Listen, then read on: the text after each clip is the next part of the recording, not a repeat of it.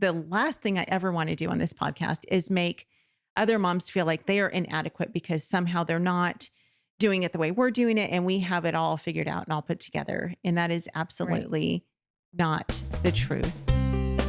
Hey everyone, this is Yvette Hampton. Welcome back to the Schoolhouse Rocked Podcast. I am back with Aby today, and we are talking this week about this new school year that we are in. And we talked on Monday a little bit about what our summers looked like, about what we are looking forward to this coming year.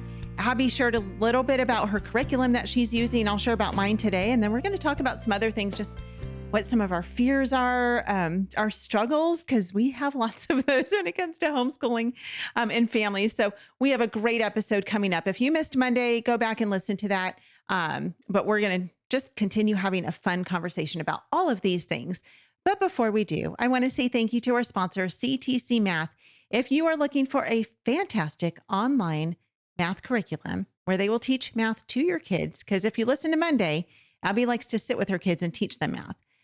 I do not enjoy doing that because I don't know how to do that. I mean, I could do like the early elementary, but once I get to like pre-algebra, nope, I'm done. That's as far as I can go, if I could even do that. So anyway, CTC Math, we're so thankful for them. If you're looking for a great online math curriculum, visit ctcmath.com. Well, Aby, welcome back. Thanks. It was fun chatting on Monday and hearing just of the different curriculum choices and what you guys are doing. It's so funny. Every year it's different. And sometimes I think, well, no, we're just going to stick. We really like this curriculum. We're going to stick with this for the next, 5 years. Right.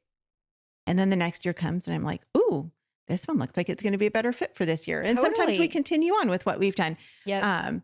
But yeah, this year we're kind of changing it up a lot on most things, which is really, it's exciting. So I'm excited about what we've got going on for both of my girls for Bible. So, okay, you guys know we always do our family devotions. Right. And then we do our individual devotions. Like my girls do their Bible reading time. I do mine. Garrett does his. We do that separately. Right. But I also like to have a Bible curriculum. Right. Which I don't know, maybe that sounds like a lot because we also incorporate Bible into the different subjects, but I feel like you can't get too much of God's word, right? And learning about the Bible. And so last year we did an episode with Elizabeth Urbanowitz, and she talked about her foundation worldview curriculum. Okay. And we started that last year, but we were finishing up another Bible curriculum and I couldn't do both. It was just too much. So we paused that one. And so we're starting that one up again this year and doing the foundation worldview curriculum with Elizabeth Urbanowitz. So super excited, super solid. I mean, I cannot more highly recommend it. It's actually geared more towards younger kids. Oh, really? But I'm having Brooklyn do it with us anyway, when she can, because she's got a much heavier load this year. So when she can do it with us, great. If she's not available to do it, then I just do it with Lacey, and that's totally fine. And then, oh man, it's so funny because my girls are really getting deep into the study of God's word this year. They are also with their co-op both doing a Bible class that's taught by a local pastor. And Brooklyn's doing one called New Testament Survey. Okay. And Lacey's doing one called How to Study the Bible. Oh, cool. And it's kind of tricky sometimes, I think, trusting someone else to teach Bible to my kids because like, I want to make sure that they're solid in their theology and all of that. And so that's not something that we take lightly. But this guy seems like he's solid. And so they're both doing that. Brooklyn is doing biology through Apologia. They have just an amazing biology. I mean, you were talking about Apologia on Monday, and I love Apologia Science. It is so just biblically sound and solid. And so, and it's well written. It's really fun. So she's doing Apologia biology. And it is their middle school, high school. It is a rigorous science. Yeah. I mean, it's not fluff. It is it is very much going to prepare them for whatever they have coming up. Yeah. Yeah. I mean, they're set to do, it's like college ready. Yes, for sure. Science. So you did those, what was the early explorers? The early explorers is the elementary and early middle school. Right. Yeah. Right. Which is fantastic. And then their high school one is pretty rigorous, but it's so good. And it's, so interesting. The videos that go along with it. Sherry Seligson, who's actually been on the podcast, she does the biology videos and she's amazing. And they're just so well done. Like they really have done a great job with it. So, so there's those. And then for history, I don't have all my curriculum in front of me, but for history, we're doing master books. This is the first time we're doing master books history, but this is their world history. And I'm actually doing this with Brooklyn this year. And I love it because Master Books has a really great middle school history, but it's a 3-volume set. And that's what I'm going to use with Lacey next year. But this one is just a 1-volume set. So it's more of a condensed world history. Like these are the really important things you need to know about world history. And again, because it's Master Books, it is a strong biblical worldview. I was just turned on. I mean, I've heard of Master Books for years. I mean, you hear of everything, but you can't do everything. Right. But I just last year started digging in and started to do a few Master Books things, and I really like it. Yeah. I mean, their math is so biblically, like, I feel like my kids are getting a Bible lesson while they're doing math. Yeah. It's pretty awesome. They're great. So Master Books, actually, they publish, I don't want to say all, because I'm sure it's not all of it, but a good majority of the curriculum and books put out by Answers in Genesis. Oh, really? So Ken Ham, Actually, Brian Osborne, Dr. Georgia Purdom, lots and lots. And they have a ton of authors in addition to them. Israel Wayne is with Master Books. They just have a lot of really good, solid Christian authors and publishers. Angela Odell wrote the middle school world history curriculum. So, I mean, just people that I really trust. Yes. So Master Books, I mean, I feel like Apologia, Master Books, BJU Press, like those are ones that you can't go wrong with them. Yeah. With teaching anything from a biblical worldview. You can really just grab any, it's not a whole thing. Like you can just piece what you want from them, you know? It's not like you're buying everything, like say at Becca. I mean, you can just pick and choose, and they've got some cool electives that I bet, like they have this engineering. I don't know. I've been really impressed so far as I've looked at some Master Book stuff. Yeah. They're great. And then for Lacey, she is doing this writing and grammar from BJU Press. She's in 7th, if you want to give her a grade name this year, but she's actually doing 8th grade writing because she's done writing classes the last couple of years, and that's what she was ready for. So she's excited about doing that. And then there, just as like supplements, you were talking about your Torchlighters. That's supplementing our Bible curriculum, and like the logic is like some supplemental stuff. Extras. Yes. Yeah. Extras. So for our morning basket, 2 of the things that we're doing this year are I actually have some friends from California who went to my church, and they wrote this. It's a kind of a study guide on the Heroes Then and Now, Corrie Ten Boom book. And then this is a study guide that goes within. It's on finding forgiveness, which I feel like every human needs to read. And, you know, for kids especially, Corrie Ten Boom, I love this woman. Yes. I know I've talked about her on the podcast all the time. She's my hero. That's why. Mine too.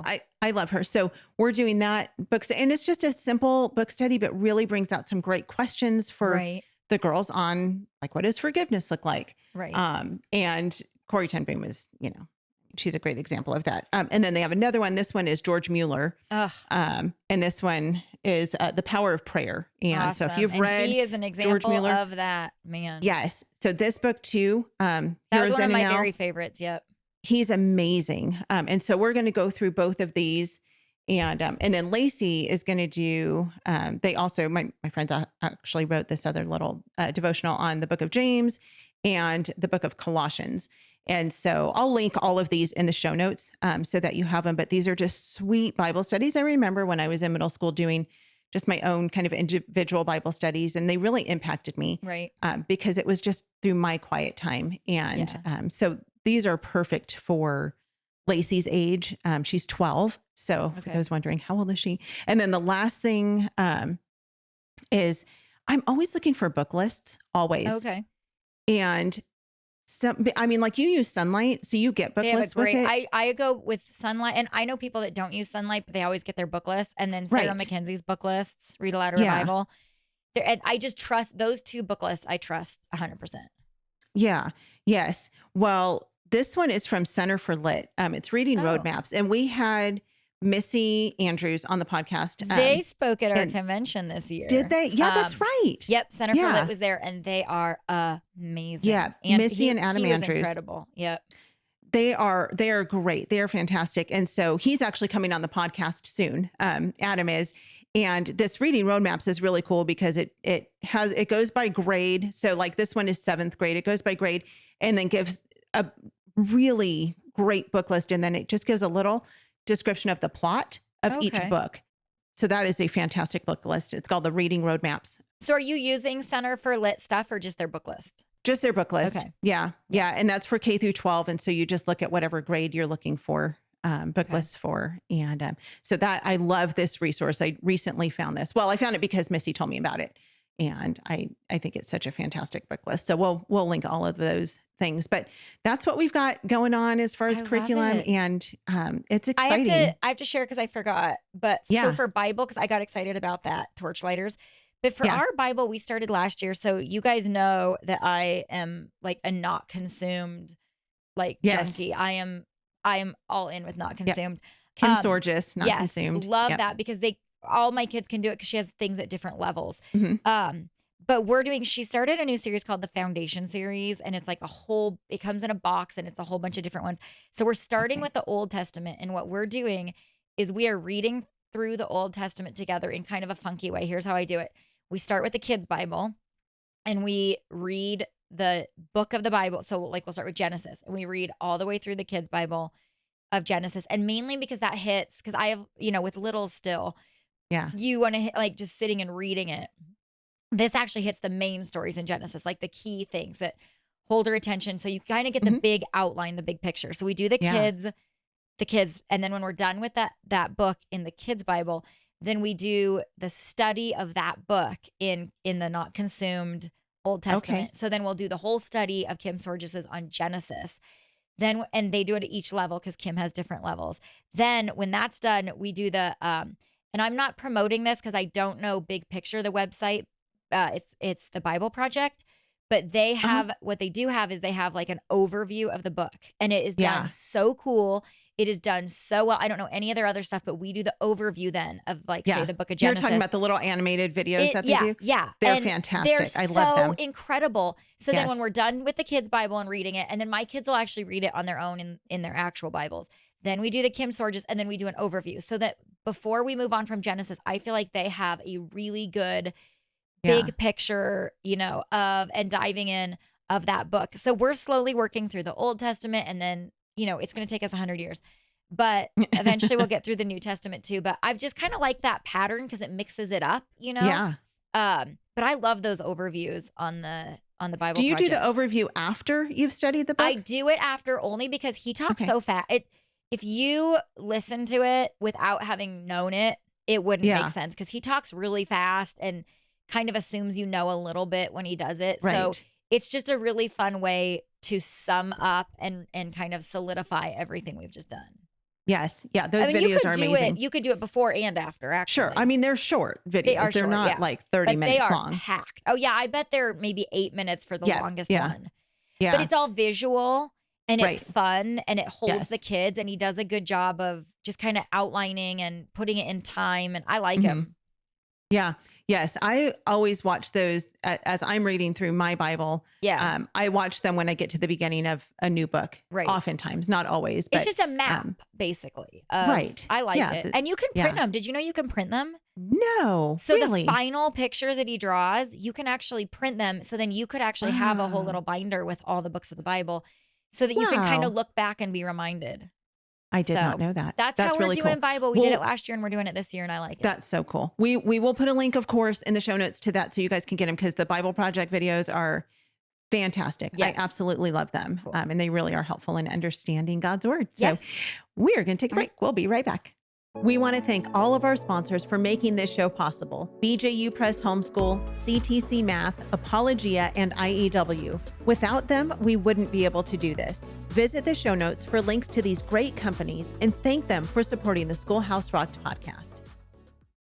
We are back. In these last few minutes of this episode, Aby, let's talk through I just want to kind of get real with our audience.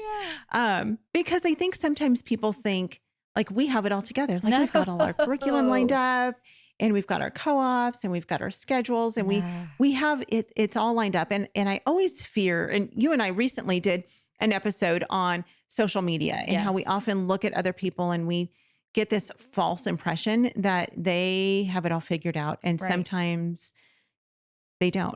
And most Oftentimes they all don't. don't because we're all humans struggling through.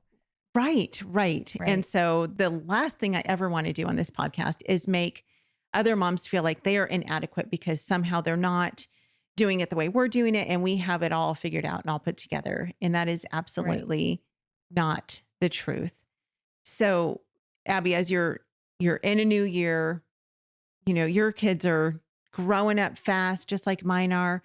What are some of the things that you struggle with? Some of the things maybe that you have struggled with the most that you're working on. Mhm. Where are you in this world of angst? Angst. Well, I don't know if it's angst, but something hit me this summer that like I love to homeschool. I love it. It's not something. I mean, I'm called to do it. God commands us to do it, but I also love it. Like it is also a passion of mine, and I love organizing. I love planning really fun days. I love teaching to my kids gifts and talents. Like the whole Yeah. thing is my passion.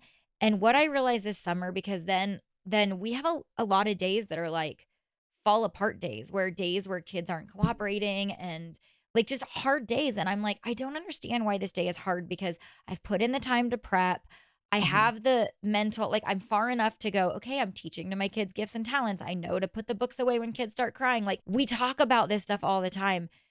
But what I realized is I have this vision in my brain of how it's supposed to go.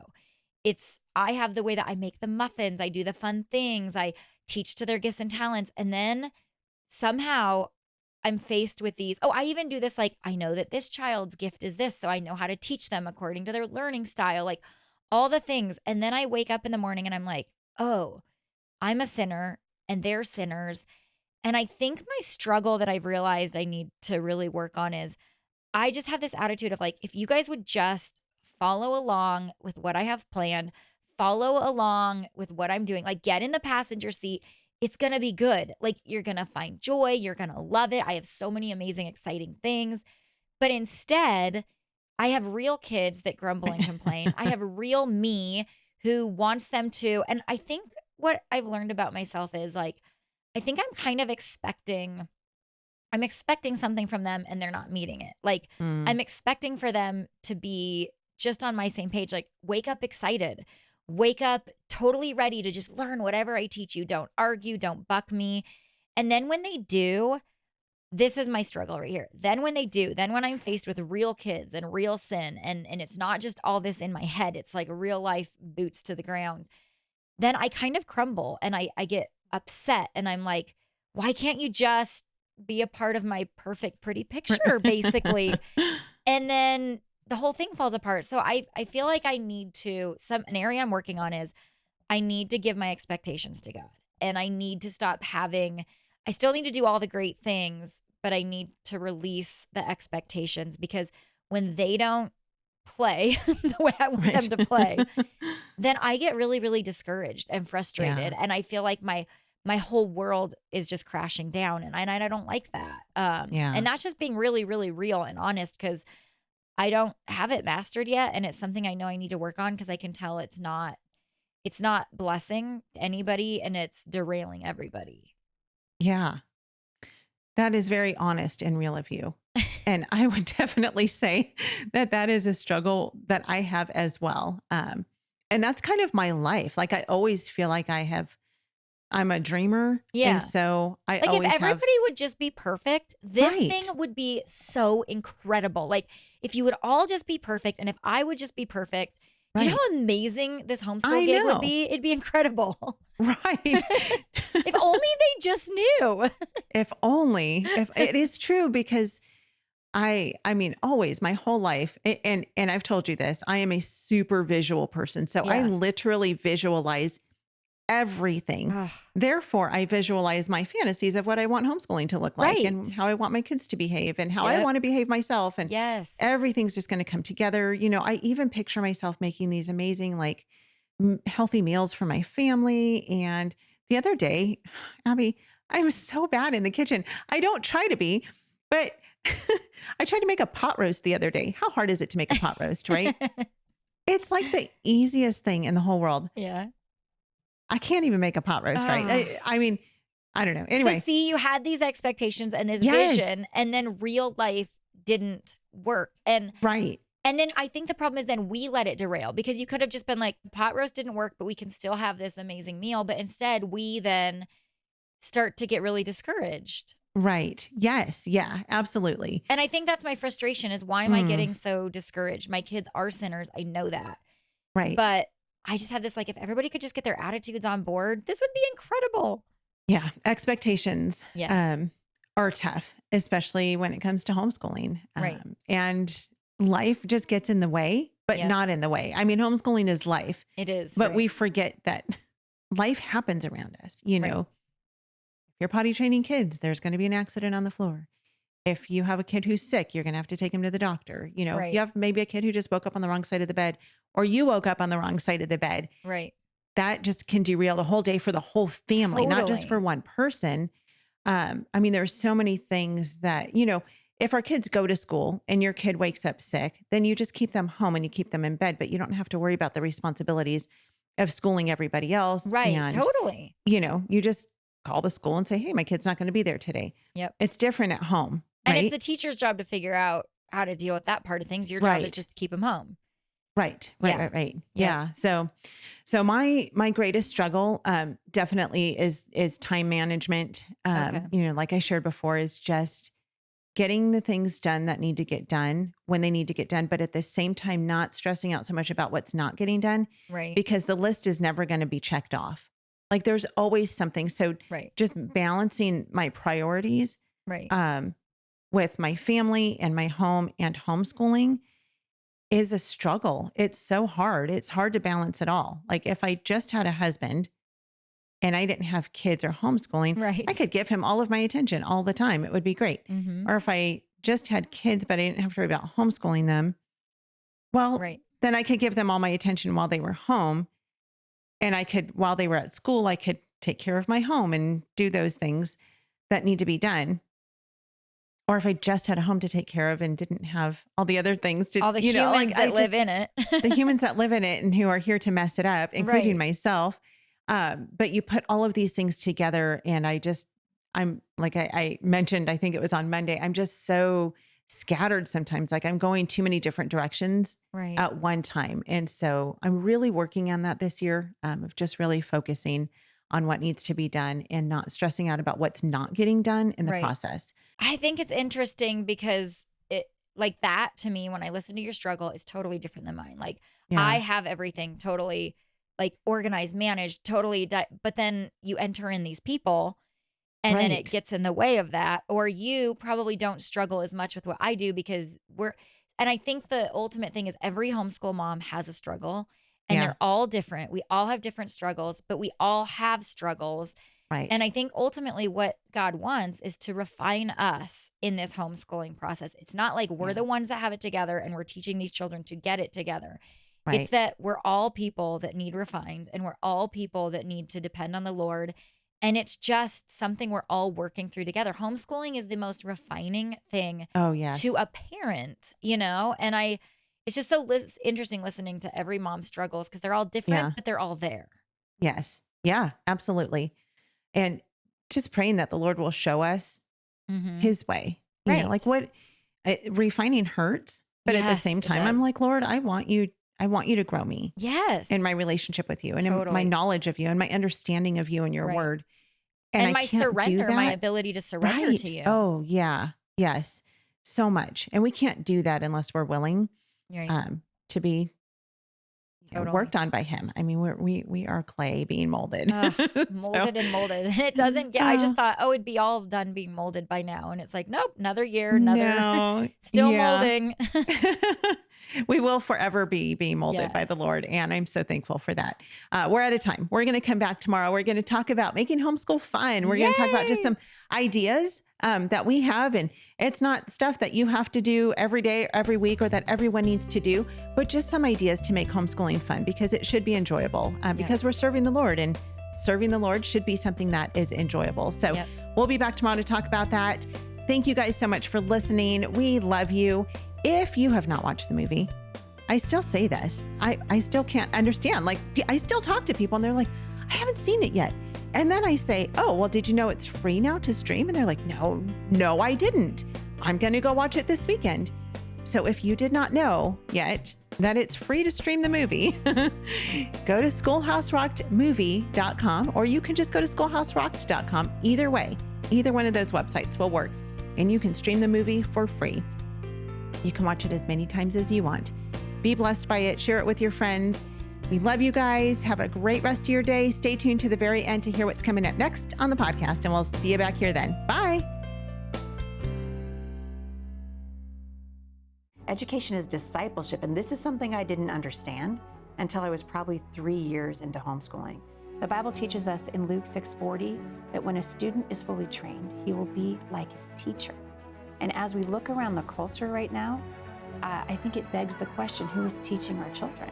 Who is teaching our children, and what are they teaching our children?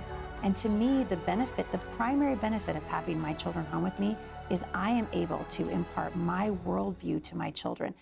I would teach my kids for weeks something, and then they'd watch one episode of Wild Kratts, and then they would learn everything. Or they'd tell somebody something, they're like, where'd you learn that? And I'm like, clearly they're going to say mom, because I just spent a month teaching them. And they're like, we saw a YouTube video on it. Right. It'd be fun to mix it up once in a while and be like, put one kid in charge of the day. You know, they need to cover the same things, but like let them steer the day. How do you want to do the day? And I think you learn a lot from that to go, what things did they keep? What things did they throw out? Which things mattered? What order works for them?